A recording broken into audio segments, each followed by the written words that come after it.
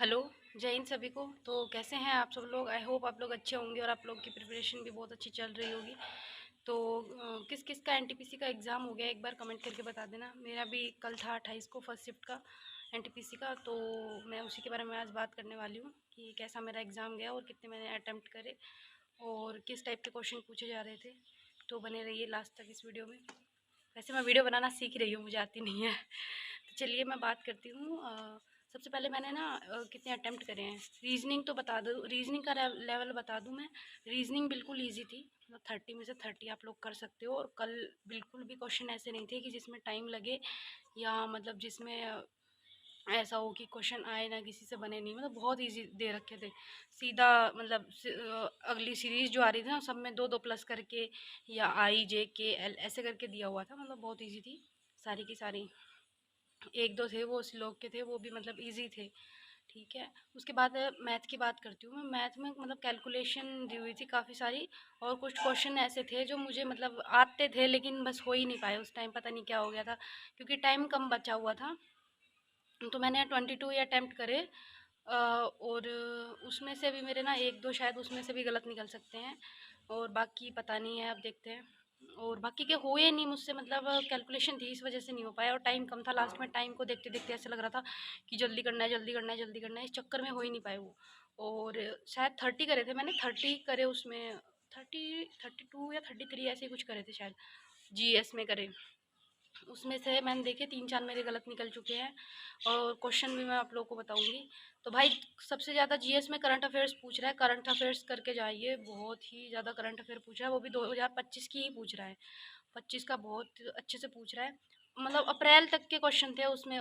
चलो तो मैं ना आप लोग को क्वेश्चन बताती हूँ कि जीएस में कैसे कैसे क्वेश्चन पूछे गए थे, और मतलब जो क्वेश्चन मुझे याद है मैं आप लोग को बता देती हूँ कि कौन से क्वेश्चन पूछे गए थे। तो सबसे पहला वाला जो क्वेश्चन था वो ये था कि सिलनेक्स जो सैन्य अभ्यास था वो किस मतलब कहाँ पे किया गया था वो। मेरा तो ये गलत हो चुका है, क्योंकि मुझे केरल और कोचीन में, सॉरी, केरल और कोलंबो ऐसा कुछ दिया हुआ था उसमें। तो उसमें मुझे कन्फ्यूजन था कि कौन सा होगा। तो मेरा शायद ये गलत हो गया, मैंने उसमें केरल वाले में से ही कुछ लगा दिया था। तो एक और क्वेश्चन था कि चिली और पेरू किस महाद्वीप में है। तो ये वाला भी मैंने बाद के लिए छोड़ा था कि चलो देखती हूँ बाद में करूँगी, उस टाइम ध्यान नहीं आ रहा था। नॉर्थ अमेरिका और साउथ अमेरिका में से मतलब कन्फ्यूजन था, तो इसमें नॉर्थ अमेरिका होगा। तो ये भी मेरा शायद गलत, ये तो मैंने छोड़ ही दिया शायद।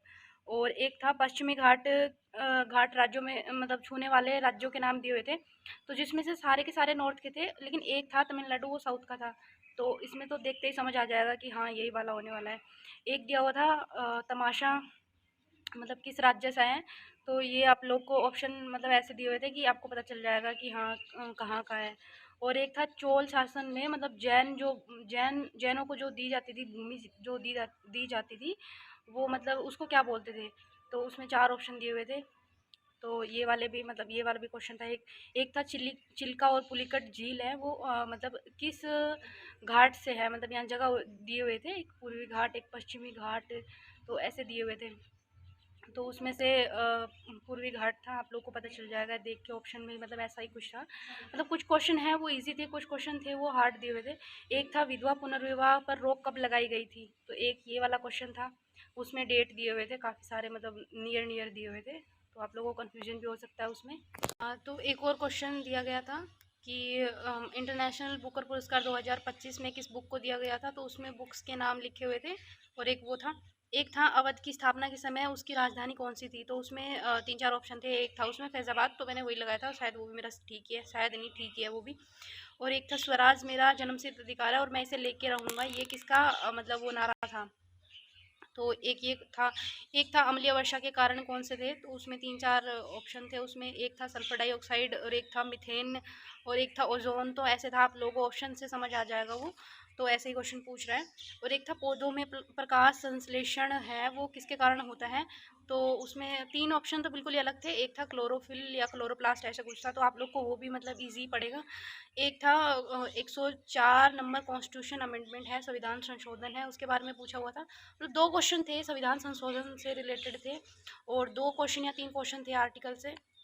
उसमें भी मतलब आर्टिकल में ना ऐसे मतलब घुमा फिरा के पूछा हुआ था, स्टेटमेंट टाइप भी बना के पूछा हुआ था, और मतलब लंबे लंबे ऑप्शन थे उसके। तो उसमें से आप लोग को समझ के ही करना है।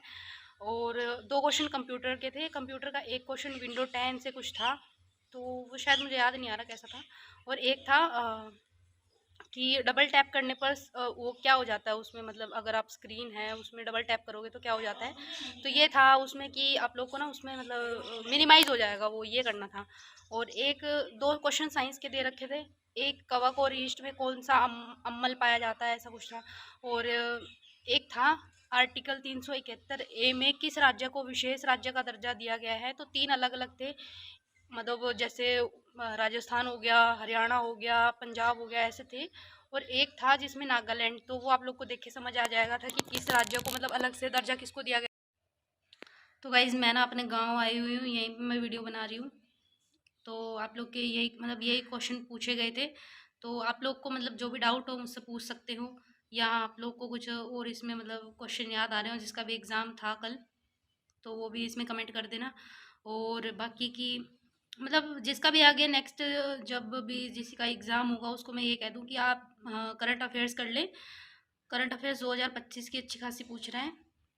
और संविधान संशोधन हो गया, और आर्टिकल हो गए, आप इनको अच्छे से तैयार कर लें। और कुछ क्वेश्चन है जिसकी स्टेटमेंट आपको बिल्कुल ईजी मिलेगी। और रीजनिंग में कुछ भी करने की ज़रूरत नहीं है, रीजनिंग अपने आप हो जाएगी मतलब बहुत अच्छी से। और मैथ्स का ये है कि मैथ्स में अगर आपका बहुत अच्छा है तो ठीक है, नहीं तो फिर मैथ्स में दिक्कत आने वाली है, मैं यही बताना चाहूँगी आप लोगों को। मतलब मैथ्स में ये कैलकुलेशन ज़्यादा पूछ रहा है, मतलब संख्या कटेगी ही नहीं, ऐसे थे। तो भाई मेरी भी मैथ्स बहुत अच्छी है, क्योंकि मतलब मैं पीसीएम से ही हूँ, और फिर भी मतलब मेरे मैथ्स के क्वेश्चन नहीं हुए। तो चलो मिलते हैं नेक्स्ट वीडियो में, तब तक के लिए जय हिंद जय भारत सभी को। बेस्ट ऑफ लक जिसका भी आगे एग्ज़ाम आने वाला है।